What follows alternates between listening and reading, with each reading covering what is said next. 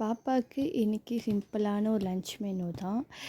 நான் வந்து கோவக்காய் அந்த மாதிரி ஏன் வைக்கிறேன் அப்படின்னு கேட்டிங்கன்னா, வீட்டில் சாப்பிட மாட்டா. ஓகே, ஸ்கூல்லையாச்சும் சாப்பிடுவாளா, பழகும் அப்படின்னு சொல்லி தான் வச்சேன். பட் அப்படியே நான் எப்படி கொடுத்தனோ அது அப்படியே தான் ரிட்டர்ன் வந்திருக்கு. பாப்பாவுக்கு ஹெல்த்தி ஸ்நாக்ஸ் கொடுக்கணும்னு சொல்லி பிளான் பண்ணி வந்தேன். ஆல்ரெடி கீரையில் போண்டா மாதிரி பண்ணியிருந்தேன்.